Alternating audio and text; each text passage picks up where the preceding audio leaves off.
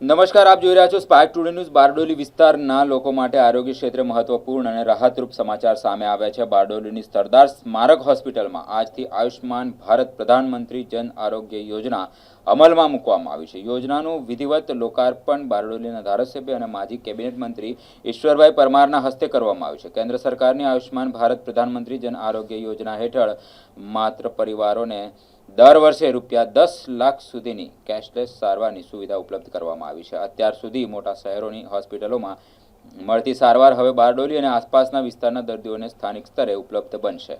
આ યોજના લાગુ થતાં દર્દીઓને હોસ્પિટલમાં દાખલ થવાથી લઈને ઓપરેશન, દવાઓ અને ડિસ્ચાર્જ પછીના જરૂરી ખર્ચ સુધીની સારવારનો લાભ યોજનાની જોગવાઈ મુજબ મળી શકશે। ખાસ કરીને આર્થિક રીતે નબળા વર્ગના પરિવારો માટે આ યોજના આશીર્વાદ સમાન સાબિત થવાની અપેક્ષા વ્યક્ત કરવામાં આવી રહી છે। સરદાર સ્મારક હોસ્પિટલ બારડોલી ખાતે PMJAY પ્રધાનમંત્રી જન આરોગ્ય યોજનાનું ધારાસભ્ય શ્રી બારડોલી ઈશ્વરભાઈ પરમારના હસ્તે લોકાર્પણ કરવામાં આવ્યું છે।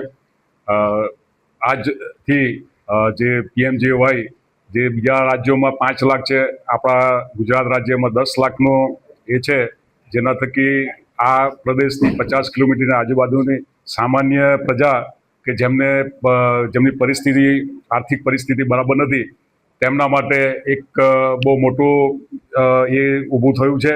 અને સાથે જ સરદાર હોસ્પિટલની ટીમ જ્યાં બધી જ સુવિધાઓ છે એને હિસાબે જે ગરીબ માણસો છે એમને સારી સેવા પૂરી પાડવાનું અમે સરદાર સ્મારક હોસ્પિટલ વચન આપે છે।